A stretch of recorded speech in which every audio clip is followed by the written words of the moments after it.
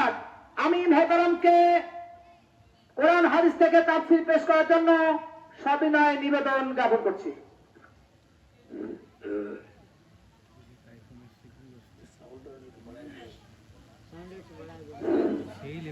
السلام عليكم ورحمة الله وبركاته. نحمده ونستعينه ونستغفره ونعوذ بالله من شرور أنفسنا ومن سيئات أعمالنا. من يهد الله فلا مضل له ومن يضلل فلا هادي له. ونشهد أن لا إله إلا الله وحده لا شريك له. ونشهد أن سيدنا وحبيبنا ومولانا محمدا عبده ورسوله الذي أرسله بالحق بشيرا ونذيرا وداعيا إلى الله بإذنه وسراجا وقمرا منيرا. فقد قال الله تعالى في كلامه المجيد وفرقانه الحميد: أعوذ بالله من الشيطان الرجيم. بسم الله الرحمن الرحيم.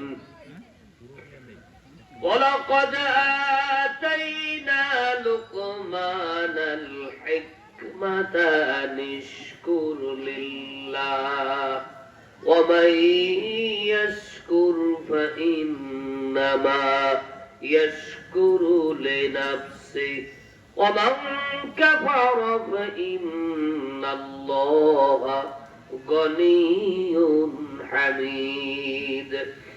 وإذ قال لقمان لابنه وهو يعظه يا بني لا تشرك بالله إن الشرك لظلم عظيم.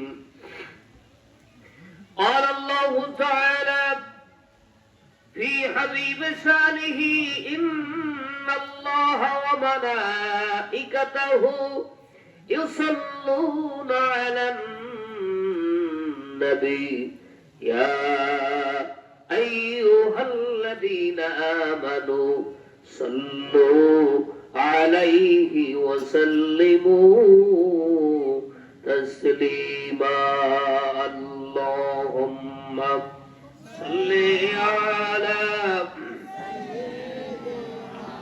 مولانا محمد وعلى آل سيدنا مولانا محمد. প্রাণ খুলে সকলেই মহব্বতের সাথে বলছি: আল্লাহুম্মা সাল্লি আলা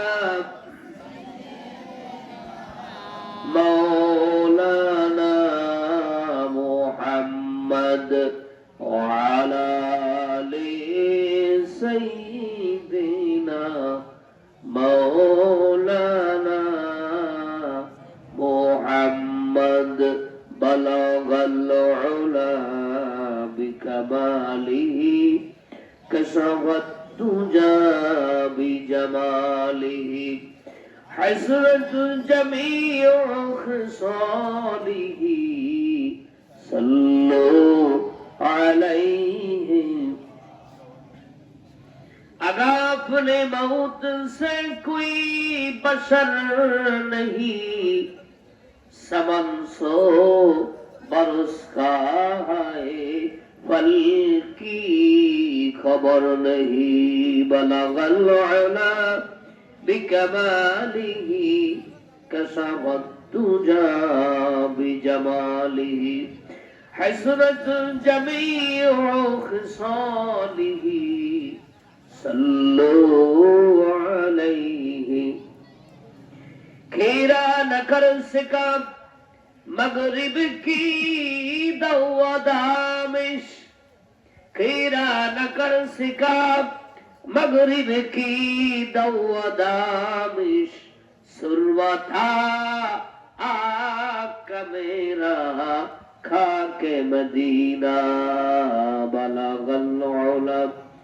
بکمالہ کشف الدجى بجماله حسنت الجميع خصاله صلوا عليه وآله الحمد لله পশ্চিম বাহির দিয়া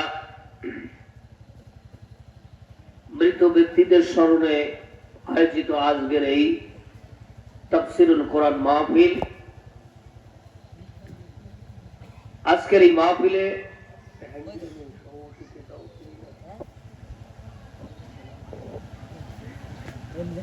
সম্মানিত আমন্ত্রিত উলামায়ে কেরাম,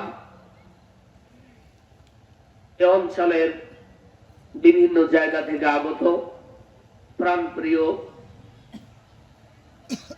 ইসলাম দরদি তাওহীদি জনতা, পর্দার অন্তরালে মা এবং বোনেরা, আমরা সে মহান আল্লাহ সুবহানাহু ওয়া তাআলার দরবারে শুকর আদায় করছি যে আল্লাহ সুবহানাহু ওয়া তাআলা আমাদেরকে কোরআনে কারীম থেকে আলোচনা করার জন্য, কোরআনে কারীম থেকে আলোচনা শোনার জন্য আমাদেরকে এই আয়োজন করা, আসার এবং বসার সুযোগ দিলেন। আমরা সে মহান মালিকের দরবারে কালিমাতুশ শুকর আদায় করছি, বলছি আলহামদুলিল্লাহ। আর একটু জোরে বলুন আলহামদুলিল্লাহ। রব্বানা লাকাল হামদ হামদান কাসীরান তাইয়িবান মুবারাকান ফীহি ইয়া রাব্বি লাকাল হামদু কামা ইয়ানবাগি লিজালালি ওয়াজহিকা ওয়া আযীমি সুলতানিকা লাকাল হামদু বিল ইসলাম ওয়া লাকাল হামদু বিল ঈমান ওয়া লাকাল হামদু বিল কুরআন। বলুন আলহামদুলিল্লাহ। আমরা আল্লাহর কোরআন পেয়েছি, বড় এক নিয়ামত পেয়েছি আমরা, তাই না? এজন্য শুকর আদায় করা দরকার না? কোরআনে কারীম পাওয়ার জন্য বলুন তো, এই মাঠে যারা আছেন কেউ কি বলেছিলেন আল্লাহকে যে আল্লাহ তুমি শ্রেষ্ঠ কালাম, তোমার যে কালাম তুমি অনেক যত্নের সাথে লৌহে মাহফুজে লালন করে রেখেছো, কোন নবীর প্রতি তুমি দাওনি? যত নবীর প্রতি তুমি যত কিতাব নাজিল করেছো, সাহিফা নাজিল করেছো, তার ভেতরে কালাম কোরআনে মাজিদ তুমি লৌহে মাহফুজে রেখেছো। তুমি এই কালাম তুমি আমার জন্য বা আমাদের জন্য, আমাদের এলাকাবাসীর জন্য অবতীর্ণ করো। আমরা কেউ বলেছি? বলুন, কেউ বলেছি? বলিনি। আল্লাহ তাআলা না চাইতে কোরআনে কারীমের মতো একটি আযীম শান কিতাব আল্লাহ তাআলা আপনাকে আমাকে দান করেছেন, তাই না? এ কোরআনের শান, এ কোরআনের মান, এ কোরআনের ওজন, এ কোরআনের মাহাত্ম্য, এ কোরআনের মুজিজা কিয়ামত পর্যন্ত কায়েম থাকবে ইনশাআল্লাহ, ঠিক না? সমস্ত কিতাব নবীরা চলে গেছেন, কিতাবের মাহাত্ম্য চলে গেছে, কিতাবের মুজিজা চলে গেছে, কিতাব আর পৃথিবীতে অবিকৃত অবস্থায় নেই। আছে না? তাওরাত আছে, না জাবুর আছে, না ইনজিল আছে, না ইব্রাহিম আলাইহিস সালামের সহিফা আছে। কোন কিতাব পৃথিবীতে আর বিদ্যমান নেই। আছে? সব নষ্ট করে ফেলেছে, তাদের জাতিরা নষ্ট করে ফেলেছে, অপারেশন করে করে নিজেদের কথা ঢুকাতে ঢুকাতে ঢুকাতে ওর ভেতরে নিজেদের কথা বাদ দিয়ে আল্লাহর কথা খুঁজে পাওয়া যাচ্ছে না। কেননা এই কিতাবগুলো আল্লাহ তাআলা ওই সময়ের জন্য নাজিল করেছিলেন, এটা কিয়ামত পর্যন্ত টিকে থাকার জন্য আল্লাহ তাআলা পাঠাননি। নূহ আলাইহিস সালামের প্রতি যে কিতাব আল্লাহ তাআলা নাজিল করেছেন, এই কিতাব নূহ আলাইহিস সালাম যতদিন ছিলেন ওই নূহ আলাইহিস সালামের জামানার জন্য আল্লাহ তাআলা এই কিতাব পাঠিয়েছেন। নূহ আলাইহিস সালাম বিদায় হয়ে গেছেন, কিতাবের মুজিজাও শেষ হয়ে গেছে। ইব্রাহিম আলাইহিস সালামের উপরে আল্লাহ তাআলা যে সহিফাগুলো নাজিল করেছিলেন, ইব্রাহিম আলাইহিস সালাম চলে গেছেন, পৃথিবী থেকে বিদায় নিয়েছেন, কিতাবগুলো বিদায় হয়ে চলে গেছে, খুঁজে পাওয়া যায় না এখন আর। মূসা আলাইহিস সালামের মতো এত আজীব শান নবী, এত আল্লাহ তাআলার সঙ্গে দেন দরবার করনেওয়ালা নবী, এত তেজস্বী নবী, আল্লাহ তাআলা বলেন মূসা রে ওয়াসতানাতুকা লিনাফসি, তোমাকে আমি আমার জন্য বানিয়েছি। সুবহানাল্লাহ কবেন না? আল্লাহ কি আদর করে বলছেন মূসা আলাইহিস সালামকে, মূসা রে তোমাকে আমি আমার জন্য বানিয়েছি।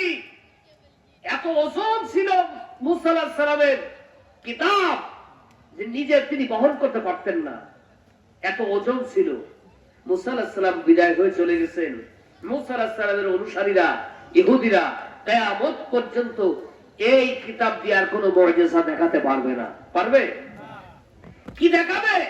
মূসা আলাইহিস সালামের জাতি তো এগুলো নষ্ট করে ফেলেছে, এগুলো নেই, এগুলো বিদ্যমান নেই। যদি বিদ্যমান থাকতো তবু এর কোনো কারিশমা থাকতো না, এটা মানাও আমাদের জন্য আর কোনো সুযোগ থাকতো না। হযরত উমর রাদিয়াল্লাহু তাআলা আনহু বিশ্ব নবীজির দরবারে বলছেন, ইয়া রাসূলুল্লাহ, তাওরাত কিতাবের ভিতরে এই সুন্দর সুন্দর কথাগুলো আছে, তাওরাত কিতাবের এই কথাগুলো যদি আমরা মানি তাহলে আমাদের জীবনেও উপকার হতে পারে, আমরা কল্যাণ পেতে পারি।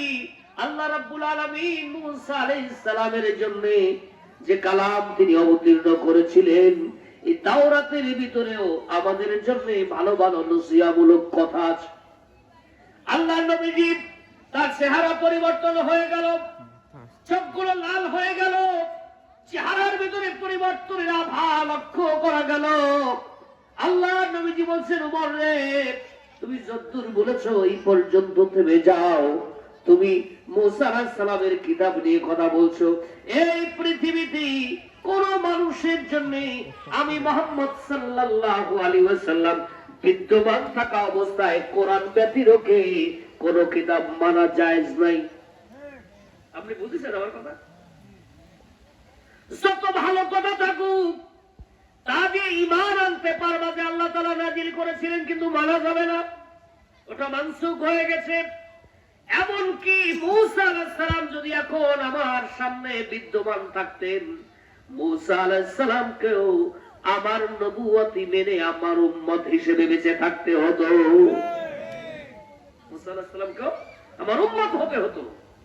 এজন্য ঈসা আলাইহিস সালামের ব্যাপারে শোনেন না, তিনি আল্লাহর দরবারে বলেছেন, আল্লাহ কোন নবী বলেননি, শুধু তিনি বলেছেন, আল্লাহ তুমি আমাকে আখেরি জামানার পয়গম্বরের উম্মত বানাই দিও। সুবহানাল্লাহ, কি নবী আমরা পেলাম, কদরদানি করিনি, এর কোন মর্যাদা বুঝিনি, কোন শান মান আমরা বুঝি না, কেননা না চাইতে পেয়েছি তো, এই জন্য এর কোনো মূল্য নেই, মর্যাদা নেই। ঠিক না ভাই? যদি আমাদেরকে সংগ্রাম করে আনতে হতো আমরা বুঝতে পারতাম। ঈসা আলাইহিস সালামের ইনজিল কিতাব, ঈসা আলাইহিস সালামকে আল্লাহ তাআলা আসমানে তুলে নিয়ে গেছেন। কিয়ামত পর্যন্ত কোন মানুষের জন্য আর ঈসা আলাইহিস সালামের কিতাব মানা জায়েজ নাই। মানবেটা কেমনে? ঈসা আলাইহিস সালামের জাতিরা ঈসা আলাইহিস সালামের কিতাবগুলো কি ইনজিল কিতাবের ভেতরে অপারেশন করে নিজেদের কথা ঢুকিয়ে ফেলেছে, এমন ভাবে ঢুকিয়েছে ওখানে নিজেদের কথা বাদে আল্লাহ পাকের কোন কথা আর খুঁজে পাওয়া যায় না। এই জন্য একজন ইহুদি তার একটি অভ্যেস ছিল, সমস্ত কিতাবের পাণ্ডুলিপি জোগাড় করত। পাণ্ডুলিপি পূর্বিকার যে কিতাবগুলো, এর পাণ্ডুলিপি গুলো জোগাড় করত। এরপরে বাজারে বাজারে যেত, বিভিন্ন জায়গায় যে বলতো এই হলো ইব্রাহিমের সহিফা, ওর ভিতরে নিজের মতো কিছু লিখতো, ভালো যেখানে নিজের মতো মনে করত ওখানে কিছু লিখতো, লিখে বলতো এই নাও ইব্রাহিমের সহিফা, এই নাও মূসার সহিফা, এই নাও ঈসার সহিফা, ঈসার কিতাব, ইনজিল কিতাব, এইগুলো সে বলতো। আজও যদি মনে করেন আমাদের এই বই মেলায় যদি কোনো এক কানায় কোনায় যদি শুনতে পান যে যদি আমাদের এই বই মেলায় যে শুনতে পান যে বই স্টলে কোনো এক জায়গায় ঈসা আলাইহিস সালামের কিতাব বিক্রি হচ্ছে, তাহলে আপনার ভিতরে একটা আকর্ষণ সৃষ্টি হবে যে আমি কিচ্ছু না কিনলেও দেখি ইনজিল কিতাবটা তো কিনি। কি করবো? কথা ঠিক না? একটা আকর্ষণ আমাদের ভিতরে আছে। ওই নবীর প্রতি নাজিল হয়েছিল, আমরা দেখিনি, দেখি সে কিতাবটা কেমন। তো ওই লোকটার কাজই ছিল আপনার বাজারে বাজারে যে মেলায় মেলায় যে এইগুলোতে যে উনি যে আপনার বিভিন্ন কিতাবের সহিফাগুলো, নাজিল কিছু সহিফাগুলো নিজের মতো করে কিছু কথাবার্তা ঢুকাইয়া এরপরে ও বাজারে বিক্রি করত। লোকটি হযরত ওমর রাদিয়াল্লাহু তাআলা আনহু দরবারে এসেছেন। তিনি তখন খলিফাতুল মুসলিমিন আমিরুল মুমিনিন হযরত ওমর রাদিয়াল্লাহু তাআলা আনহু বিদ্যমান। লোকটি একদিন ওমর রাদিয়াল্লাহু তাআলা আনহুর একটি সনাতন ধর্মীয় বহু ধর্মীয় আপনার কনফারেন্সের আয়োজন করেছিল হযরত ওমর। বহু ধর্মীয় যতগুলো ধর্মীয় ধর্ম ছিল, ধর্মের অনুসারী এবং তাদের পণ্ডিতদেরকে ডেকেছিলেন। ডাকার পরে তিনি একটু কনফারেন্স করতেছিলেন, আন্তঃধর্মীয় কর্মশালা, যে কর্মশালায় তিনি সবার ধর্মের ব্যাপারে কথা শুনবেন। এরপরে তিনি ইসলামের দাওয়াত দেবেন, যাতে করে সমস্ত মানুষেরা তাদের কিতাবের অসারতা বুঝে আল্লাহর কালামের দিকে দীক্ষা নিতে পারে। সে সময় হযরত ওমর রাদিয়াল্লাহু তাআলা আনহুর দরবারে একজন ইহুদি দাঁড়িয়ে বক্তৃতা করলেন।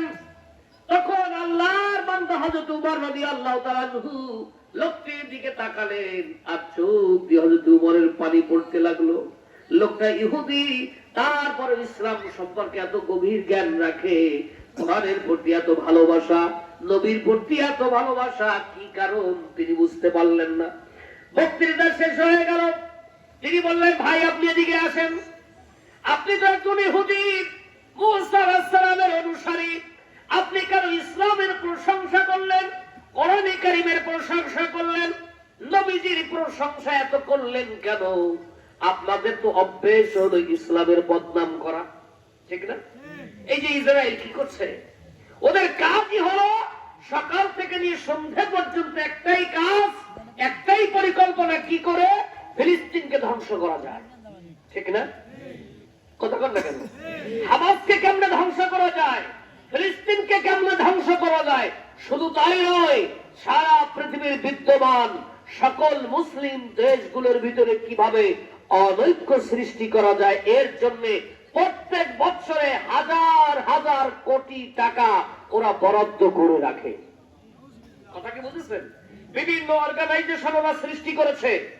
আপনার বিভিন্ন আপনি বুঝতে পারবেন না কে ইহুদি, এটা আপনি বুঝতে পারবেন না। যেমন আমাদের এই যে কাদিয়ানীরা, এই কাদিয়ানীদের পেছনে ওদের অনেক বেশি অর্থ খরচ হয়, অনেক ডলার খরচ করে ওরা। কেন? কি করে আপনার আমার ভিতরে অনৈক্য সৃষ্টি করতে পারে, কি করে ইসলামের বিরুদ্ধে একদল লোককে খাড়া করা যায়, এই পেছনে ওরা হাজার হাজার কোটি টাকা ব্যয় করে।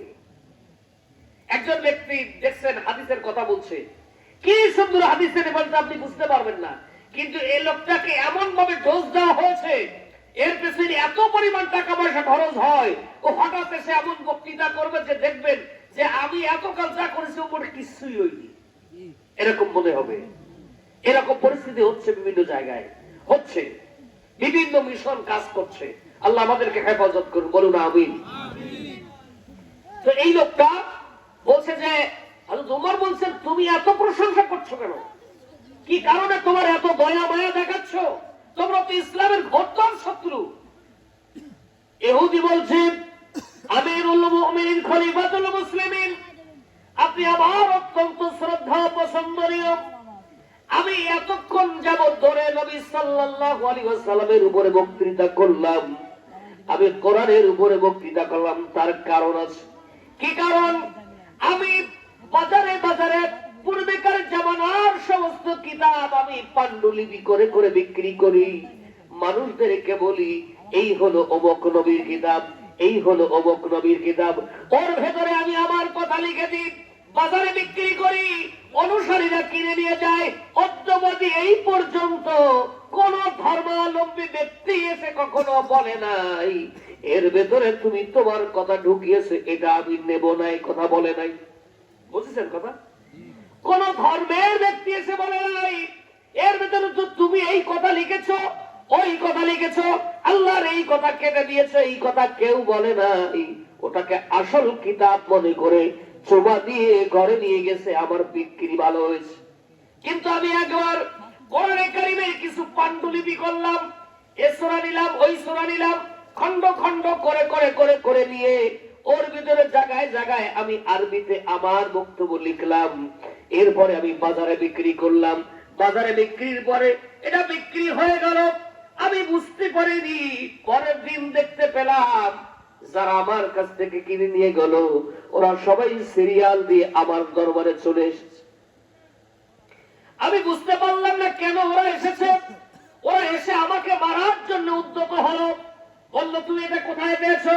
বলে, কি কারণ বলেন? বলছে যে তুমি এই যে কিতাব, তুমি পান্ডুলিপি, কোরআনের পান্ডুলিপি বিক্রি করলে, এর ভেতরে তো আল্লাহর কোনো কথা নেই। যেখানে আল্লাহর কথা সেখানে কেটে কেটে নিজেদের মতো কিছু কথা ঢোকানো আছে। কেন লিখেছো? এটা তুমি কোথায় পেয়েছো? কে তোমাকে দিয়েছে? এর জবাব না দেওয়া পর্যন্ত তোমাকে ছেড়ে দেব না। জোরে করে আল্লাহু আকবার। ইহুদি বলছে, আমি অবাক হয়ে গেলাম, আমি আশ্চর্য হয়ে গেলাম। ইনজিল বিক্রি করলাম, তাওরাত বিক্রি করলাম, জাবুর বিক্রি করলাম, ইব্রাহিমের সহিফা বিক্রি করলাম, ওর ভিতরে নিজের কথা ঢোকালাম, অনুসারীরা ধরতে পারলো না। অথচ কোরআন এমন কিতাব যা আমি নিজের কথা যেখানে যেখানে ঢুকেছি ওখানে লাল কালি দিয়ে ওরা বৃত্ত এঁকে আমার কাছে এনে উপস্থিত হলো। কেন করেছে এটা জবাব দিতে হবে। কে তোমাকে পারমিশন দিয়েছে? কে তোমাকে টাকা ডোনেশন করে? কোথায় তুমি পেয়েছো? নানাবিধ প্রশ্ন করতে লাগলো। আমি বললাম, বিশ্বাস করো, তোমরা আমার উপরে ক্ষিপ্ত হও না, আমাকে মাইরো না, তোমরা আমার কথাটা শোনো। আমি অন্যান্য কিতাবের মতো মনে করে আমি এইখানে নিজের মতো করে কথা ঢুকিয়ে দেখলাম কোরআন কি ওই রকম কিতাব নাকি ওই রকম ধর্মগ্রন্থ নাকি।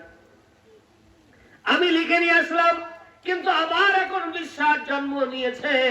আল্লাহ রাব্বুল আলামিন সূরা হিজরের ভিতরে বলেছেন, ইন্না নাহনু নাযালনা যিকরা ওয়া ইন্না লাহু লাহাফিজুন। জোরে কর আল্লাহু আকবার। আল্লাহ রাব্বুল আলামিন বলেন, এই কোরআন আমি নাযিল করেছি আর এর হেফাজতের দায়িত্ব আমি আল্লাহ রাব্বুল আলামিন নিজ কুদরতি হাতে গ্রহণ করেছি। সুবহানাল্লাহ বলা যাবে কি? আল্লাহ বলছেন, আমি কিতাব নাযিল করেছি, এই কিতাবের হেফাজতের দায়িত্ব আমার। এই জন্য দেখবেন তারাবিতে যদি কোনো হাফেজ যদি ভুল করে বসে, পেছন থেকে লুকমা দেয় কিনা বলেন? ভুল করে জবাব করার সুযোগ নেই। একটা জবরও যদি ভুল করে পেছন থেকে লুকমা পড়ে। পৃথিবীতে এমন কোন ধর্ম নেই যার একটা বর্ণ ভুল করলে কেউ লুকমা দিতে পারে। কেননা কিতাব ওই আমলে শেষ হয়ে গেছে, বিদায় হয়ে গেছে নবীর সঙ্গে। ও কিতাব আর বিদ্যমান নেই। আল্লাহ হেফাজতের দায়িত্ব গ্রহণ করেননি। এই জন্য কিতাবের ভিতরে মানুষ বিকৃত করার সুযোগ পেয়েছে। এই কোরআন আল্লাহ নাজিল করেছেন, হেফাজতের দায়িত্ব আল্লাহ গ্রহণ করেছে। রাশিয়ায় যে সময় মুসলমান নিধন চলতে লাগলো, সে সময় তারা যে এজেন্ডা নিয়েছিল, সে এজেন্ডার ভিতরে আরেকটা এজেন্ডা ছিল এই যে ওরা কোরআন, সমস্ত কোরআন ব্যান করে দিল। সমস্ত কোরআন কি করলো বলুন তো? ব্যান করে দিল। কোরআন রাখা যাবে না, কারো ঘরে কোরআন রাখা যাবে না। বাংলাদেশে এমন একটা পরিস্থিতি হচ্ছিল, কোরআনে কারিমের দাস দিচ্ছে, কোরআনে কারিম পড়তেছে, এরপরে ধরে নিয়ে যায় জঙ্গি বই বলে চালান দিত। কথা বলেন, দিত না? কত জঙ্গি বলে চালান দিয়েছে। কোরআন শরীফকে জঙ্গি বই বলে ওরা চালিয়ে দিত। কোরআন পড়া যেত না, কোরআনের কথা বলা যেত না। এক জায়গায় কিছু লোক বসে আমরা কোরআনের কথা বলবে, এই সুযোগটুকু আমাদের ছিল না, ঠিক না? এই ফ্যাসিবাদী আওয়ামী সরকার যদি আর ৫টি বছর যদি টিকে থাকতে পারতো, জানি না আমাদের কি হালাত হতো। ওই যে শুনছিলেন না খুতবার সময় শেখ মুজিবের নাম নিতে হবে, শুনছিলেন না আপনারা? শেখ মুজিবের নাম নিতে হবে। কদ্দুর যেত আল্লাহ তাআলা বেশি ভালো জানেন। এই জন্য আল্লাহ রাব্বুল আলামিন ওদের দুর্বিসন্ধি জানেন বিধায় আল্লাহ তাআলা ঝাঁটা পেটা করে বাংলাদেশ থেকে বের করে দিয়েছে।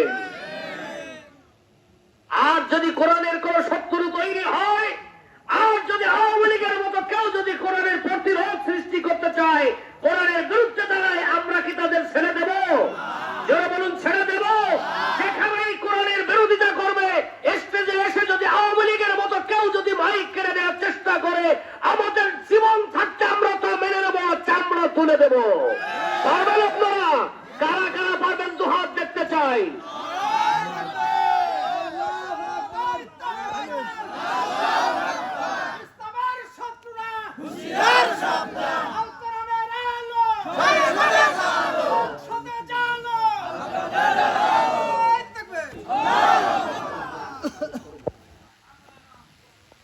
আমরা দেখতেছি গতকালকে হাসান জামিল সাহেবের মাহফিল চলছিল, সেখানে একজন দেখলাম স্টেজে বসে ওনার পাশে বসে, আমি বলি ঠ্যাঙের পরে পা তুলে দিয়ে বসছে, পায়ের পরে পা দিয়ে সেই রকম এক টুপি মাথা দিয়ে মজমাস্তি করে বসেছে। কেন? এত বড় সাহস তোমাকে কে দিয়েছে? যেখানে আল্লাহর কোরআনের তাফসীর চলছে, তুমি পায়ের পরে পা তুলে দাঁড়িয়ে নেই মুখে। সে আবার হাসান জামিল সাহেবকে বলছে আপনি তাফসীর করেন। ও তাফসীরের মজা কি? এই কাজগুলো তো আওয়ামী লীগের কাজ ছিল। কেন করছে এগুলো আমরা বুঝতে পারছি না। তোমাদেরও পরিণতি এমনটাই হবে। খবরদার, সাবধান হয়ে যাও। কোন কোন জায়গায় আমরা দেখতে পাচ্ছি অতি উৎসাহী কিছু নেতৃবৃন্দ, কেন জানি তাদের গায়ে যারা ধরে যাচ্ছে, ওরা এটাকে নিজেদের বিপদ মনে করে কোরআনের তাফসীর মাহফিলে বাধা সৃষ্টি করছে। ঠিক না? আমরা সতর্ক করে দেই, খবরদার। এটা শাহজালালের বাংলাদেশ, এটা রবি ঠাকুরের বাংলাদেশ নয়, এটা কাজী নজরুলের বাংলাদেশ, এটা সুরঞ্জিত সেনের বাংলাদেশ নয়। এ বাংলাদেশে আওয়ামী লীগ কোরআনের বিরোধিতা করার কারণে চরম বিপর্যয় ঘটেছে। আবারও যদি কেউ আওয়ামী লীগের ভূমিকা অবতীর্ণ হয়, এ বাংলার তৌহিদি জনতা রাস্তায় নেমে উচিত শিক্ষা দিয়ে ছাড়বে ইনশাআল্লাহ। পারবেন না? গাটা গরম হচ্ছে, শীতকাল তো একটু গাটা গরম না হলে তো বসা জমা যাবে না। এরপরে খানিক পরে আটা তুমি এই হুজুর কি কয় বুঝি টুজি না, একটু গা গরম দরকার, তাই না? কি কর বলো বাবাজি? প্রেম ভাইয়ের আমার একটু এগিয়ে আসবেন, আপনারা একটু এগিয়ে আসবেন। আমার তো জুত হয় বলো, আপনারা কাছাকাছি আসলে আমাদের জুত হয় বলো, একটু আগে আসেন। ওই যে রাস্তায় দাঁড়ায় আছে ওনারা, আপনারা একটু এসে বসেন। রাস্তায় দাঁড়িয়ে থাকলে দেখতে খারাপ দেখ, আপনারা একটু আসেন। প্রেম ভাইয়ের আমার জায়গা রয়েছে। হযরত ওমর রাদিয়াল্লাহু তাআলা আনহুর দরবারে ওই ইহুদি বলছে, আমিরুল মুমিনিন, আমি আশ্চর্য হয়ে গেলাম। আমি কোরআনের কোন কোন জায়গায় আল্লাহর কথা বাদ দিয়ে নিজের কথা ঢুকিয়েছি, সেই জায়গাগুলোতে আপনারা মার্ক করে নিয়ে আসলেন। কি আশ্চর্য ব্যাপার! রাশিয়া এই কাজটা ওরা করলো, কোরআনে কারীম ব্যান করে দিল। 70 বছর চলে গেল। কয় বছর? যারা বলেন কয় বছর? রাশিয়ার প্রেসিডেন্ট ভেবেছিল কোরআনে কারীম ব্যান করে দিলে কোরআন মনে হয় বিদায় নিয়ে চলে যাবে, কিন্তু না রে, এই পৃথিবীতে অগণন মানুষদের ভেতরে কোটি কোটি হাফেজে কোরআন বিদ্যমান রয়েছে। আজকে যদি কোরআন ব্যান্ড হয়ে যায় কিচ্ছু আসে যায় না। একজন হাফেজ পড়বে, আর একজন মুখস্থ করবে। জোরে বলুন ঠিক কিনা? এত সিনাবাই সিনাব ওরা 70 বছর যাবৎ ধরে কোরআন ব্যান করে দেওয়ার পরে ওরা কোরআনের কাছে কেউ যায় নাই। পাহাড়ের গুহায়, গাছের তলায়, বিভিন্ন জায়গায় একে অপরে, একজন পড়েছে আর একজন শুনেছে, শিক্ষক পড়েছে, ছাত্র মুখস্থ করেছে। এইভাবে করে হাফেজে কোরআনের সংখ্যা দিন দিন বৃদ্ধি পেতে লাগলো। সুবহানাল্লাহ কবেন না? পরিস্থিতিটা এমন দাঁড়ালো, রাশিয়া সরকার তদন্ত করে দেখলো, আগে যার ঘরে কোরআন ছিল না, কোরআন ছিল কিন্তু কোরআন মুখস্থ ছিল না, আজকে সে ঘরে কোরআন নেই কিন্তু কোরআনের হাফেজ তৈরি হয়েছে। সুবহানাল্লাহ, যেরকম সুবহানাল্লাহ। তখন কেউ কেউ বললো, এই জনশক্তিকে যদি আপনি দমিয়ে রাখতে চান, আপনার গদি টিকবে না। এরপরে পারমিশন দিল। যেরকম সুবহানাল্লাহ, আরো যেরকম সুবহানাল্লাহ। এ সময় পারমিশন দিল, হাফেজে কোরআনরা মিছিল নিয়ে নামলো। রাশিয়ার রাজপথ জুড়ে দেখল লক্ষ লক্ষ হাফেজে কোরআন সবাই মিছিল নিয়ে বের হয়েছে। হাসিনা টের পায় নাই 5ই আগস্টের পরে এত লোক ছিল কই, তাই না? রাস্তায় লক্ষ লক্ষ মানুষ বুঝতে পারে নাই হাসিনা এতকাল এত নির্যাতনের পরেও ইসলামপন্থী লোক কমে যায় নাই, ঠিক না? বরং 5ই আগস্টের পরে আমাদের ইমানে কিছু ভাটা পড়ছে, কিন্তু 5ই আগস্টের পূর্বে ইসলামী জনতার উপরে নির্যাতন করার কারণে ইসলামের প্রতি মানুষের আকর্ষণ বেশি করে সৃষ্টি হয়েছিল, ঠিক না?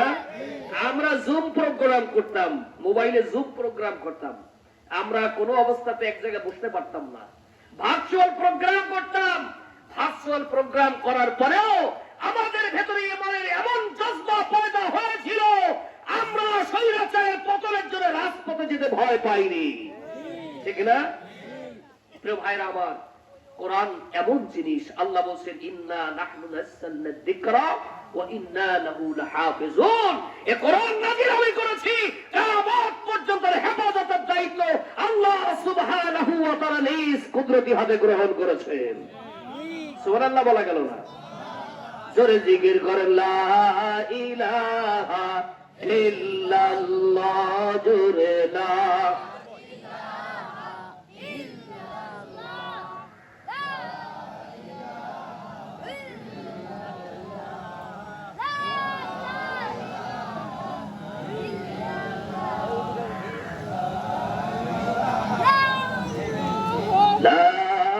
ইলাহা ইল্লাল্লাহ, জোরে লা ইলাহা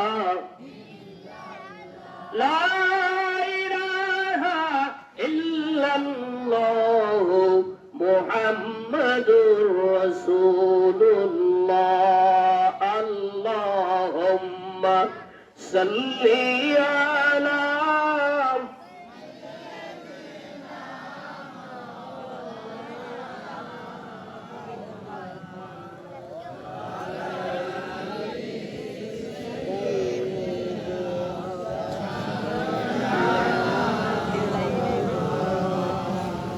ভাইরা আমার। খারাপ লাগছে? চালিয়ে যাব? থাকবেন? ফিরিয়ে যাবেন না তো? আমারে ফিরিয়ে যাবেন না তো? যদি আপনারা ফিরি না যান তাহলে আমি মেলা সমাধি দিবস করবো, ঠিক আছে না ভাই? ভাইরা, আমরা কোরআনে কারীম শুনতে এসেছি, তাই না?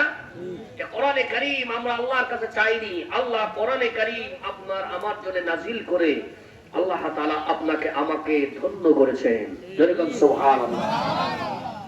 সূরা ইউনূসের ভেতরে আল্লাহ রাব্বুল আলামিন বলেন, কুল বিফাদলিল্লাহি ওয়া বিরাহমাতিহি ফাবিযালিকা ফালইফরাহু হুয়া খায়রুম মিম্মা ইয়াজমাউন।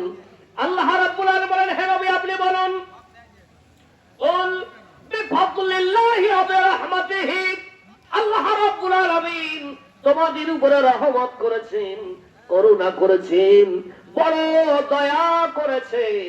আল্লাহ পাক এই কোরআন তোমাদের উপরে নাজিল করেছেন। সুবহানাল্লাহ। কোন তোমাদের উপরে দয়া করেছেন, মেহেরবান আল্লাহ তোমাদের উপরে করুণা করেছেন। কোরআনের অনুসারী হওয়ার জন্য পূর্বেকার কত উম্মত আল্লাহ দরবারে রোনাজারি করেছে, তোমরা কিছু চাও নাই, আল্লাহ কোরআনে কারীমের অনুসারী বানিয়েছে। যে কোরআন দেখলে সওয়াব হয়, যে কোরআন পড়লে সওয়াব হয়, যে কোরআন শুনলে সওয়াব হয়, যে কোরআন নামাজের ভিতরে পড়লে বাইরে পড়ার থেকে আরো 27 গুণ বেশি সওয়াব হয়।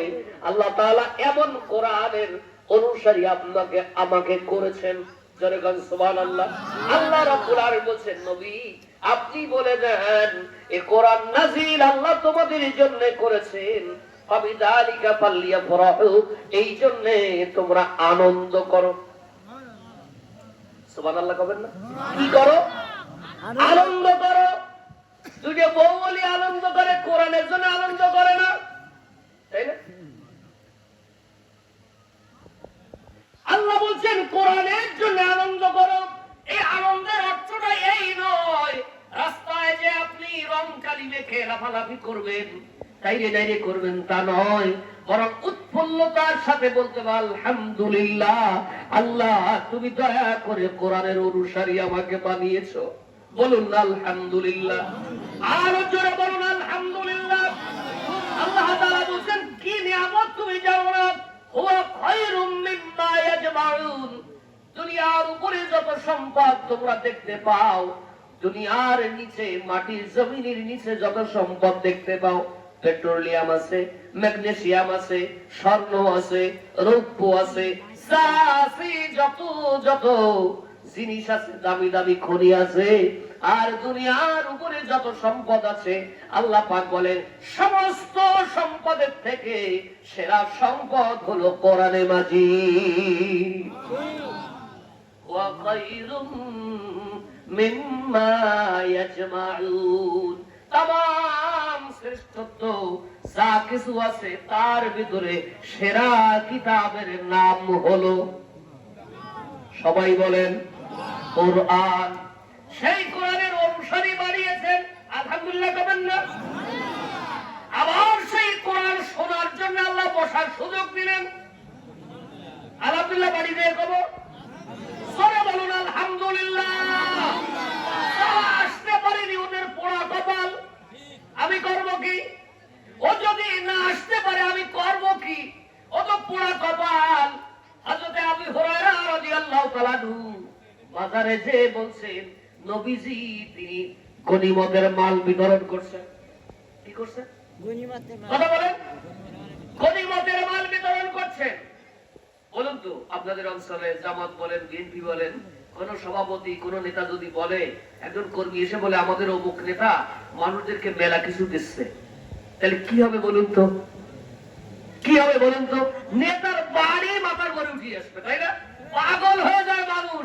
আর যে বাঙালি 200 টাকার নোট দেখলি তাই ভোট পিছিয়ে হয়ে যায়, তাই না? আর এই বাঙালি যদি শুনতে পারে এই দেশে, তার এটা তো দাঁড়িয়ে দাঁড়িয়ে অবস্থা, ফিরগুলো আলকাতরা খায়। আরে কি মুসলমান! এই মুসলমান এমন করে নারায় থাকবে আল্লাহ আকবার, কত সময় একটু টাকার কোনা দেখালি খালি বেশি হলে তো মুরগির সবচেয়ে দাম আছে, তাও আমাকে দাম নেই, তাই না? মুরগির সবচেয়ে দাম আছে, এটা দাম নেই। আল্লাহ এতে করে কোরআন ছাড়া কিছু বুঝি না, নোট না দিবালি কাম ছাড়া। কি মুসলমান রে, গরু খা মুসলমান। আমার তাহলে আবু হুরায়রা রাদিয়াল্লাহু তাআলা আনহু বাজারে যে বলছেন নবীজি গনিমতের মাল বিতরণ করছেন, সাহাবায়ে কেরাম গনিমতের মাল নেওয়ার জন্য তারাও তো মানুষ, তারাও এসেছেন। নবীর রহমতের নবীর হাত দিয়ে একটা মাল নিতে পারলে সেটাই তো বারাকা। জোরে গান সুবহানাল্লাহ। নবীর কাছ থেকে যা পাওয়া যাবে ওটাই হলো আমার জন্য শ্রেষ্ঠ একটি নিয়ামত। জোরে গান সুবহানাল্লাহ। প্রিয় ভাইরা আমার, তাহলে নবী যদি দেয় তাহলে কত বড় নিয়ামত। সাহাবায়ে কেরাম আসলেন, এটা দেখছেন নবী করিম সাল্লাল্লাহু আলাইহি ওয়াসাল্লাম কোরআনে কারীম থেকে নসিহত করছে।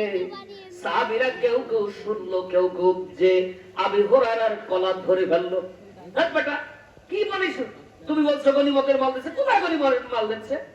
কি বলিস? কি এই মিথ্যা কথা পাইছো কই? কলা ধরছে তো ধরছে, না মেরে ছাড়বে না। আবু হুরায়রা বলেন আমাকে ছেড়ে দাও, কেন মারছো আমাকে? কেন মারার জন্য তোমরা উদ্যত হচ্ছ? কি কারণে? বলছে তুমি না বলছো নবীজি গনিমতের মাল দিচ্ছে। বলছে হ্যাঁ, আমি যা বলেছি এখনো তাই বলছি। এই পৃথিবীতে নবীদের সেরা গনিমত হলো নবীদের উপরে নাজিলকৃত কিতাব। আমার নবীজি সেই কোরআন দিয়ে নসিহত করছেন, এর থেকে সেরা সম্পদ নবীদের থেকে আর কি চাও তুমি? নবীদের সম্পদের কথা বললাম, এটা সেরা সম্পদ। আল্লাহ রাব্বুল আলামিন আপনাকে আমাকে আজকের এই মাহফিলে আসার বসার সুযোগ করে দিলেন। এই জন্য মাহবুদের দরবারে আবার বলুন আলহামদুলিল্লাহ। আমরা সবাই কোরআন শুনতে এসেছি। কি শুনতে আসলাম? কোরআনে কারীম শুনতে এসেছি। আমি সূরা লুকমান থেকে আমি তেলাওয়াত করেছি। এখান থেকে ইচ্ছা করছি যদি আল্লাহ রাব্বুল আলামিন আমাকে তৌফিক দেন আমি এখান থেকে কিছু কথা বলবো। জোরে বলুন ইনশাআল্লাহ। আরো জোরে বলুন ইনশাআল্লাহ। কোরআনে কারীমে সূরা লুকমান 21 নম্বর পারা 11 নম্বর পৃষ্ঠা। এই পৃষ্ঠার ভিতরে আল্লাহ রাব্বুল আলামিন এখানে একজন আল্লাহর প্রিয় বান্দার নাম উল্লেখ করেছেন, নাম হলো লোকমান। বলুন কি নাম? আরো জোরে বলুন, লোকমান। কেউ কেউ বলেছেন তিনি নবী ছিলেন, তবে অধিকাংশ সাহাবায়ে কেরাম, শুধু নয় নবী করিম সাল্লাল্লাহু আলাইহি ওয়াসাল্লাম বলেছেন তিনি নবী ছিলেন না, তবে একজন পণ্ডিত ব্যক্তি ছিলেন। যেরকম সুবহানাল্লাহ, আল্লাহর এত প্রিয় তিনি ছিলেন। আল্লাহ পাক হযরত লুকমান আলাইহিস সালামকে বলেছিলেন, লুকমান তুমি কি নবুয়ত চাও না হিকমত চাও, জ্ঞান চাও? লুকমান আলাইহিস সালাম বুঝতে পেরেছেন নবুয়তের মতো এত বিশাল গরু ভাত যদি আমার উপরে আসে, কোন জায়গায় যদি ত্রুটি হয়ে যায় আল্লাহর কাছে কেমনে মুখ দেখাবো। তার থেকে তিনি বললেন, আল্লাহ আমি নবুয়ত চাই না, আল্লাহ তুমি আমাকে তোমার পক্ষ থেকে ইলম দান করো। জোরে কোন সুবহানাল্লাহ। এই জন্য আমরা বলি লুকমান হাকিম। লুকমান হাকিম, জ্ঞানী লুকমান। লুকমান আলাইহিস সালামের চেহারা ভালো ছিল না, ছোট্ট ছোট্ট মানুষ ছিলেন, নাকটা চাপটা ছিল, চেহারা কালো ছিল, তেমন কোন উল্লেখযোগ্য মানুষ তিনি ছিলেন না। কিন্তু আল্লাহ রাব্বুল আলামিনের কাছে প্রায় নবীদের সমপর্যায়ের মর্যাদা সম্পন্ন মানুষ ছিলেন হযরত লুকমান আলাইহিস সালাম। কেন ছিলেন? কি কারণে ছিলেন? লুকমান আলাইহিস সালাম আল্লাহর এত প্রিয় যে কারণে হলেন, কোরআনে কারীমের সূরা হুজুরাতের ভিতরে আল্লাহ রাব্বুল আলামিন বলেন, ইন্না আকরামাকুম ইনদাল্লাহি আত্তাকাকুম। আল্লাহ রাব্বুল আলামিন বলেন, তোমাদের ভিতরে আমার কাছে সবথেকে সম্মানীয় সেই বান্দা যে বান্দা আমাকে বেশি ভয় করে। লুকমান আলাইহিস সালাম আল্লাহকে এত ভয় করতেন, আল্লাহর ভয়ে সর্বসময় তটস্থ থাকতেন। বান্দাদেরকে যে নসিহত করতেন আল্লাহর বান্দাদেরকে, হযরত লুকমান আলাইহিস সালাম আগে সেই আমলটা করতেন। জোরে বলুন সুবহানাল্লাহ। লুকমান আলাইহিস সালাম তিনি তার পরিবারের ব্যাপারে, তিনি তার সন্তানের ব্যাপারে এমন কিছু গুরুত্বপূর্ণ নসিহত তিনি করেছেন, আল্লাহ রাব্বুল আলামিনের এত পছন্দনীয় হয়ে গেছে। লুকমান আলাইহিস সালাম নবী না হওয়ার পরেও আল্লাহ রাব্বুল আলামিন তার নামে একটা সূরা নাযিল করেছেন। সুবহানাল্লাহ। কবেন দুনিয়ার মানুষ কেমনে আটকাবে? আল্লাহ যাকে মশহুর করে দেয়, আল্লাহ যাকে বিখ্যাত করে দেয়, তাকে কেউ আটকাতে পারে না, তাকে কেউ ঠেকাতে পারে না। একজন জাতির আব্বাকে পরিচয় করায় দিয়ে 10,000 কোটি টাকা খরচ হয়ে গেছে। সব জায়গায় জাতির আব্বা, অমুক জায়গায় অমুক বন্ধুর সড়ক, অমুক বন্ধু ব্রিজ, অমুক বন্ধু কালভার্ট, অমুক বন্ধু হাসপাতাল, অমুক বন্ধু স্টেডিয়াম, ঠিক না? কথা না করো। সব জাতির আব্বা করেছে বলে সব আব্বার স্বপ্ন। উনি যদি এত স্বপ্ন দেখেছে, জাগিয়েছিল কখন? গমই স্বপ্ন গমে কাটাইছে, জাগিয়েছিল কখন? এত স্বপ্ন দেখলো কি? ওটা গিয়েছে বঙ্গবন্ধু স্বপ্ন। আরে বাবা, তার এত স্বপ্ন যদি লোকটা দেখতে যেত, সেই লোকটা জাগিয়ে থাকলো করলে, বাদ গেল করলে, গোপ ধরে গেল করলে। সব স্বপ্ন, স্বপ্ন কি ভিড়, জিন্দা ভিড়। এই দেশে কোনদিনই স্বপ্ন বাস্তবায়ন, সব জায়গায় ওনার স্বপ্ন। শেষকালে বাস্তবায়ন অতি অতি বঙ্গবন্ধু টয়লেট। এ সহ্য না করি মারা যায়। এত জাতির আব্বা বানানোর কি দরকার ছিল? ওরে ওই কাজায় বাড়াবাড়ি ছাড়াছাড়ি না করে কোন কাজায় যে স্বাধীনতার স্থপতি এই পর্যন্ত রাখলেই তো ভালো হতো। অবিসংবাদিত নেতা, ঠিক কিনা কর? ওই সময় তো উনি নেতৃত্ব দিয়েছেন, এ পর্যায়ে রাখলেই তো হতো। ওনারে নবীর মাকামে নিয়ে গেছে। নাউযুবিল্লাহ। ওরা বঙ্গবন্ধু ছাড়া কিছু বোঝে নাই। সব জায়গায় বঙ্গবন্ধু আদর্শ। কেন কেন না ভাই, কেন বঙ্গবন্ধু আদর্শ মানবা? বঙ্গবন্ধুর তো আমি দেখছি হুক্কা টানতে, তুমি কি হুক্কা টানবা? কথা বল না কেন? তোমার নেতা তো মুখে দাঁড়িয়ে ছিল না। তুমি ওই তোমার নেতার আদর্শ মানবা, তাহলে কি তুমি দাড়ি কাটবা? কই, তুমি তো আদর্শ মানো না। আমি তো দেখি কোন কোন অনুসারী তো মুখে লম্বা দাঁড়িয়ে আছে, সালমান এফ রহমান, অথচ আমি শেখ মুজির মুখে কোন সময় আমি দাঁড়িয়ে দেখিনি। কথা কন। তা তুমি যে কও যে আমি বঙ্গবন্ধুর আদর্শ সৈনিক, কই তোমার মুখে দিয়ে দাঁড়ি? তুমি যে মিথ্যে কথা বাটপারি করো, ঠিক না? আদর্শ মানবো কার? যারা বলুন আদর্শ কার মানবো? আল্লাহ নবীর। কার আদর্শ মানবো? নবীর আদর্শ মানবো। আল্লাহ তাআলা নবীর আদর্শের ভিতরে আপনার আমার জন্য কল্যাণ রেখেছেন। জোরে বলুন সুবহানাল্লাহ। আল্লাহ রাব্বুল আলামিন লোকমান আলাইহিস সালাম নিজের সন্তানের জন্য, নিজের জাতির জন্য তিনি যেন নসিহতগুলো করেছেন, আল্লাহ তাআলার এত বেশি পছন্দ হয়েছে, আল্লাহ রাব্বুল আলামিন লোকমান আলাইহিস সালামের নামে একটা সূরা নাজিল করেছেন। জোরে কোন সুবহানাল্লাহ।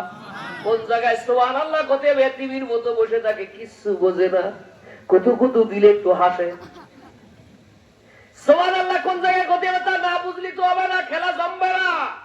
জোরে কোন সুবহানাল্লাহ। লোকমান আলাইহিস সালামের নামে একটা সূরা নাজিল করে দিলেন। কিয়ামত পর্যন্ত মানুষ হাজার হাজার বছর আগে অতীত হয়ে যাওয়া আল্লাহর প্রিয় বান্দা লোকমান আলাইহিস সালাম সম্পর্কে কিয়ামত পর্যন্ত যে মানুষটা শেষকালে আসবে, সেও যদি কোরআন ধরে লোকমান আলাইহিস সালামের নাম পড়তে হবে। সুবহানাল্লাহ কবেন না? কি বিখ্যাত করে দিয়েছেন, কি মশহুর করে দিলেন। কিয়ামত পর্যন্ত আল্লাহ রাব্বুল আলামিন লোকমানের নাম যদি কেউ পড়ে সওয়াব হবে। কোরআনের একটা হরফ পড়লে কয়টা সওয়াব হয়? জোরকন কয়টা সওয়াব হয়? লোকমান আলাইহিস সালাম লাম কফ মিম আলিফ নুন, এই কয়টা যদি হরফ যদি পড়া হয় 5 10 কে 50 নেকি পাওয়া যায়। সুবহানাল্লাহ। বাড়ি যে কব প্রিয় ভাইরা আমার, লোকমান আলাইহিস সালাম তার ছেলেকে নসিহত করছেন। ওয়াইদ ক্বালা লুকমানু লিবনিহি ওয়া হুয়া ইয়াইযুহু ইয়া বুনাইয়া লা তুশরিক বিল্লাহ ইন্নাশ শিরকা লাযুলমুন আযীম। জরকান আলহামদুলিল্লাহ। আল্লাহ রাব্বুল আলামিন স্মরণ করো ওই সময়ের কথা, যে সময় লোকমান তার সন্তানকে নসিহত করছেন, আসো ও আমার সন্তান আসো, আমি তোমাকে ওয়াজ করি, আমি তোমাকে কিছু নসিহত করি। এখানে যত বাবাজি বসে আছেন, আমি জানি না কে তার সন্তানকে ওয়াজ করেছেন, আমি জানি না। সন্তানের জন্য আমাদের মন কাঁদে। সন্তান যদি সংসারে আইন কাম যদি না করে, লেখাপড়া যদি না করি, তাহলে আমরা শাসন করি, করি কিনা? এরপরে আয় রোজগার করার মতো বয়সে উপনীত হয়ে গেলে যদি আয় রোজগার না করে আমরা ঝগড়া করি, করি কিনা বলেন? নিজে না পারলে আরেকজনকে ডেকে বলি, বন্ধু বান্ধবদেরকে ডেকে বলি, শাসাই শাসন করি। কিন্তু কজন বাবা আছে এই সমাজে আমি জানি না, তার সন্তান নামাজ পড়ে না, একদিনও বলেছে বাজান নামাজ ছেড়ে দিও না। কয়জন বাবা আছে আমি জানি না। নিজের বুকের কাছে হাত দেন। আপনি জানেন আপনার বিচারটা আপনি করতে পারবেন, আমি করতে পারবো না। আপনার আমল নাম আপনি জানেন। আজকে আপনার সন্তান নামাজ পড়ে না, মা বোনেরা পর্দার আড়ালে বসে বসে আমার আলোচনা শুনছেন, সব সন্তানের জন্য করলেন। ওর সুন্দর জুতা কিনলেন, ওর সুন্দর জামা কিনলেন, ওর সুন্দর পোশাক কিনলেন, সুন্দর স্কুল ব্যাগ কিনলেন, সুন্দর খাবার পরিবেশন করলেন। কিন্তু কদিন আপনার সন্তানকে আপনি ওয়াজ করেছেন? করেছেন? কথা বলেন না কেন? যদি করতাম আমাদের একজন সন্তানও বেনামাজি হতে পারতো না। ঠিক পারতো কি? অথচ আল্লাহ রাব্বুল আলামিন কোরআনে কারিমে আপনাকে আমাকে নেক সন্তান চাইতে বলেছেন। কি সন্তান? নেক সন্তান চাইতে বলেছেন। কোরআনে কারিমে আমি আল্লাহ তাআলা রব্বুল আলামিন হযরত জাকারিয়া আলাইহিস সালাম আল্লাহর দরবারে কি দোয়া করেছিলেন আমি আপনাদেরকে শোনাই। আল্লাহ তাআলা বলেন সূরা মারইয়ামে বলছেন, ক্বালা রাব্বি ইন্নী ওয়াহানাল আযমু মিন্নী ওয়াশতাআলার রাসু শাইবাও ওয়া লাম আকুম বিদুআইকা রাব্বি শাকিয়া ওয়া ইন্নী খিফতুল মাওয়ালিয়া মিন ওয়ারাই وكانت امرأتي عاقرا فهب لي من لدنك ওয়ালিয়া। আল্লাহ রাব্বুল আলামিনের কাছে জাকারিয়া আলাইহিস সালাম সন্তান হয় আল্লাহর কাছে হাত তুলেন, আল্লাহ গো আমি তো বৃদ্ধ হয়ে গেলাম, আমার শরীরের শক্তিগুলো কমে আসছে, হাড়ের ভিতরে এখন সেই শক্তি আর অনুভব করি না, চুলগুলো পেকে গেল, আমার বয়স হয়ে গেল, অথচ আমার স্ত্রী বন্ধা, এখনো বাচ্চা কাচ্চা হয় না, এখনো সন্তান হয় না, আমার কোনো উত্তরসূরি নেই, আমার স্ত্রী বন্ধা, এদিকে আমার চুল পেকে গেল, শরীরের আমার শক্তি কমে গেছে। আল্লাহ তোমার কাছে বলি একজন সন্তান যদি আমাকে না দাও, যদি একটা নেক সন্তান না দাও, আমি তো পথ হারিয়ে ফেলবো, আমার ইয়াকুবের ওয়ারিস মিরাজ কে নেবে? আমার পরে আমার ভাইরা আমার বিরুদ্ধাচরণ করতে পারে, তুমি আমাকে দয়া করে তোমার পক্ষ থেকে একজন নেক সন্তান দান করো। আল্লাহ আমি তো কবরে যাওয়ার বয়সে চলে গেছি। সুবহানাল্লাহ বলেন, জোরে গান সুবহানাল্লাহ। হাঁটাহাঁটি করা যাবে না, সবাই ধীরে স্থির ভাবে বসবেন। জাকারিয়া আলাইহিস সালাম আল্লাহর কাছে বলছেন এখানে শিক্ষাটা কি? আমাদের যদি সন্তান না হয় আমরা করি কি? আগে মসজিদের ইমাম সাহেবের কাছে যাই, হুজুর কোন তদবির আছে? আমি দিয়ে মানুষের মধ্যেও গতি পারি না, আমার তো বোর ছেলে মেয়ে হয় না, হুজুর তাবিজ দেবে। এরপরে কোনো একদিন একটা বড় তোলের ভিতরে নিয়ে তারপরে কাউরে না যায় শুক্রবারে চলে গেছে খানজলি দিঘিতে, যায় না? কথা কন না কেন? খানজালি দিঘিতে চলে গেল। এরপরে ধলাপাট কালাপাট ডেকে ওই ফকিররা, বাটপাররা, চোর বাটপারেরা, ডাকাতেরা, ছিনতাইকারীরা ওখানে বসে আছে। পারে আপনাকে বললো আসো, এই কুমিরের মাথার উপরে হাত বোলাও আর তোমার আনিত মরকটাকে দিয়ে দাও, বলো কুমিরের কাছে বলো তোমার বাচ্চা হবে। নাউজুবিল্লাহ তো বলেন, কিন্তু এই গ্রাম যে কেউ যায়নি তা আমি বিশ্বাস করি না। কত খানজলি দিঘিতে যে সুপড়ে কি শীতকালে যে কিনা যে কই যে খানজলি দিঘিতে সুপড়ি দিলি বাচ্চা কাচ্চা, এমন সুপড়ি সুবই ওর কোনো মা বাপ নেই, কি ডুবতে ডুবই। আল্লাহ কি মানুষের ভালায় বলে গেল। আপনি দেখেন ওখানে যে দেখেন মানুষেরা, গরিব মানুষের খাবার পায় না, অথচ এখান থেকে ছাগল নিয়ে চলে যায়, বাস ভরে ভরে যায়। আমি বাড়িয়ে বলছি বলে। আর ওখানে কিছু বাটপারের আছে, চোররা আছে, ওরা আপনার দেওয়া ছাগল ওরা বলে আপনি রেখে যান, ওটা সময় মতো দেবো, এখন ধলাপাড় কারাপাল কুলে নেই, আসলে আপনার নামে ওটা বিতরণ করবে। কোনদিনও কুমিরেরা খাইতে পারে, সব ওই মানুষ কুমির খায়। আর এইরকম এইরকম সব 7 মাস 10 মাসের এত বড় বড় পেট হয়। আমি কি মিথ্যা কথা করছি? দেখেন আপনারা ওরা কি করে, ওদের চাকরি নাকি? ওরা তো খাইলো, কিন্তু আপনার হলোটা কি? আপনার ইমান চুরি হয়ে গেল। কি চুরি হলো বলুন তো? ইমান চুরি হয়ে গেছে। আল্লাহ বাদে কারো কাছে কিচ্ছু চাওয়া যাবে না, আল্লাহ বাদে কারো কাছে কিচ্ছু সওয়াল করা যাবে না, পীরের কাছে যাওয়া যাবে না, কোন দিঘিতে যাওয়া যাবে না, কারো কাছে যাওয়া যাবে না। চাইতে হবে কার কাছে? ও মুসলমান জোরে বলো, কাই চাইতে হবে কার কাছে? ওই এক সত্তা যার কাছে চাইলে তিনি ফিরায় দেন না, তিনি ফিরায় দেন না। অথচ আমরা কি শিরিক করে চলেছি, যদি কারো কিছু হারিয়ে যায় আইনের গোপ চলে যায়, এই সহ্য নেড়ে মারা যায়, আইনের গোপ চলে যায়। আগে ছিল আমদিনা কে যেন গুনাতো, যদি কেউ এই কামগুলো করে তার ঈমান শেষ হয়ে যায়, তার বিবি তালাক হয়ে যায়, স্ত্রী তালাক হয়ে যায়, আবার বিবাহ করা লাগবে, তা না হলে ওই বউ হালাল হবে না, যতবার তার কাছে যাবেন জিনার গুনাহ হবে। নাউজুবিল্লাহ, এনার করছে না, গায়ে পড়ে যাচ্ছে তো। আপনি কি আমার কথা বুঝেছেন? আপনি চাইছেন কার কাছে? আপনি কেন গুনাতে গেলেন? একজনে গুনাতে গেছে, গরু হারাই গেছে, তা বলছে তোমার গরু এই মাঠের ভিতর দিয়ে নিয়ে গেছে, ওই যাও ওখানে নিয়ে গেছে, তুমি যদি তাড়াতাড়ি জাতি পারো তাহলে হয়তো পাতি পারো। গেছে সেই জায়গায়, যে গরুর কোনো খোঁজ নেই, আর এক জায়গায় গেছে, খোঁজ নেই। এই করতে করতে 1 সপ্তাহ চলে গেছে। ঠিক কিছুকাল পরে 1 সপ্তাহ পরে বাড়ির পাশে গন্ধ আসতেছে। কি হয়েছে? যে আর এক বছর গরু শীতে পড়ে পড়ে ভুলে নষ্ট হয়ে গেছে। এ সহ্যের ভাড়া যায়। ও গোনালোটা কি আর গরু আসলো কোয়ালে? এই সমস্ত বাট পরে গরুও গেল, ইমানও গেল। ঠিক না? আপনারা তো হাসতেছেন, কিন্তু আমি হাসির খোরাক দেইনি। আপনার ইমান চলে গেছে। কেন এগুলো করছেন? চাইতে হলে চাইবো কার কাছে? আমার বলো, কার কাছে চাইবো? ও মুসলমান, আকাশের দিকে আঙ্গুল উঁচু করে বলো, কার কাছে চাইতে হবে?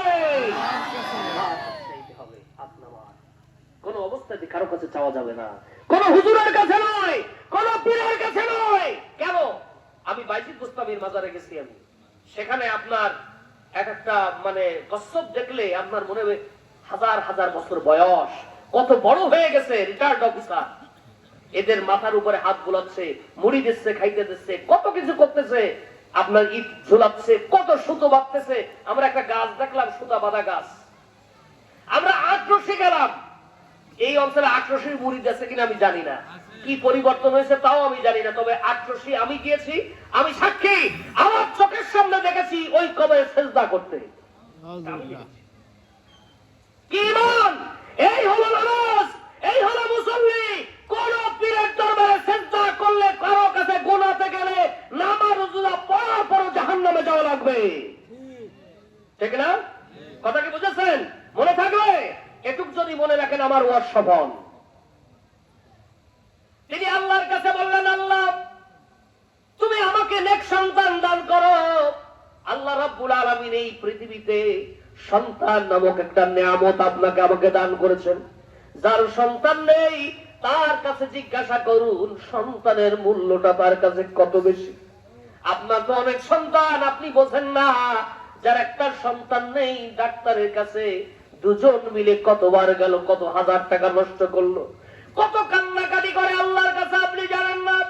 যার সন্তান নেই সে মনে করে আমার পোতায় আমার বাড়িতে আলো জ্বালানোর মতো কেউ হলো না। এই সমাজে যার সন্তান নেই মানুষ তাকে বলে লেজ কাটা, তাই না? ওর নাকি কুপো। কি কুপো? ও যা করবে বলে, ও যদি ধরে তাহলে তার মধ্যে বরকত থাকবে, তার মনে দুধ ফলা হয় না। কি আশ্চর্য ব্যাপার! আল্লাহ রাব্বুল আলামিন বলেন, আমি যাকে খুশি তাকে ছেলে দেই, যাকে খুশি তাকে মেয়ে দেই, যাকে খুশি ছেলে আর মেয়ে তনুটা দেই, যাকে খুশি কিছুই দেই না। এটা কে করেন? যারা বলেন কে করেন? আল্লাহ করেন। সুতরাং কার উপরে রাগ করা যাবে না। কোন স্ত্রী যদি ছেলে না হয়, ওর সংসার করা যে কি কষ্ট, তা ওই মহিলার কাছে যাই জিজ্ঞেস না করি বোঝা যাবে না। আমি ওয়াজ করে বুঝাতে পারবো না। বারবার মেয়ে হয়, এই জন্য কত স্ত্রীকে তালাক পর্যন্ত দেওয়ার ঘটনা এই বাংলাদেশে ঘটে। ঘটে কিনা বলেন? কেন? কি কারণে? স্বামী সন্তান আসার পেছনে স্বামী এবং স্ত্রী উভয়ের অবদান রয়েছে। শুধু কেন স্ত্রীর দোষ হবে, ছেলে সন্তান হয় না? বারবার মেয়ের সন্তান হয় বলে শাশুড়ির কাছে, শ্বশুরের কাছে, ওই পরিবারের কাছে কি না ধিক্কার আর কি না উপহাসের পাত্র হতে হয় ওই মহিলা ছাড়া আর আল্লাহ ছাড়া কেউ জানে না, হয় না? আপনি যান, আপনার সমাজের খোঁজ নেন। কেন হয় না? সব দোষ যদি স্ত্রীর হয়, তাহলে তুমি ছিলে কোথায়? তুমি কি আসমানে ছিলে? কে বলেছে মহিলার দোষ? সবটাই কে করেন? সবটা কে করেন? সবটা আল্লাহ করেন। আল্লাহ রাব্বুল আলামিন এই পৃথিবীতে সন্তান দান করেছেন। আর আল্লাহ তাআলা বলছেন, আল মালু ওয়াল বানুনা জিনাতুল হায়াতিদ দুনিয়া। জোরে বলুন সুবহানাল্লাহ। আল্লাহ রাব্বুল আলামিন বলেন, মাল এবং সম্পদ, সন্তান, স্ত্রী, এগুলো হলো তোমার বড় সম্পদ আর অর্থবিত্ত। আল্লাহ পাক বলেন এইগুলো হলো দুনিয়ার আকর্ষণ, দুনিয়ার সৌন্দর্য। জোরে বলুন সুবহানাল্লাহ। যায়্যানা লিন-নাসি হুব্বুশ শাহাওয়াতি মিনান নিসাই ওয়াল বানিনা ওয়াল কানাতিরিল মুকানতারাতি মিনাল যাহাবি ওয়াল ফিদ্দা। আল্লাহ রাব্বুল আলামিন বলেন, এই পৃথিবীর সৌন্দর্য আমি দিয়েছি, নারীর দিয়ে সৌন্দর্য মণ্ডিত করেছি। এই পৃথিবীতে সন্তান দিয়ে তোমাদের সৌন্দর্য মণ্ডিত করেছি। যুদ্ধের ঘোড়া দিয়েছি, ব্যবসার মাল দিয়েছি, সব কিছু দিয়ে আমি আল্লাহ তোমাদেরকে সুসজ্জিত করেছি। জোরে বলুন সুবহানাল্লাহ। এই পৃথিবীতে যেদিন পা রেখেছিলাম কোন কিচ্ছুই আমাদের ছিল না। ছিল না? কি বলেন? কিচ্ছু ছিল না। আল্লাহ রাব্বুল আলামিন বলেন, এক চিলতে জমি নিয়েও তুমি আসো এই দুনিয়াতে। দুনিয়াতে আসার সাথে সাথে তোমার বাবার ওয়ারিস করে তোমাকে জমির উত্তরাধিকার বানিয়ে দিয়েছে। যেরকম সুবহানাল্লাহ।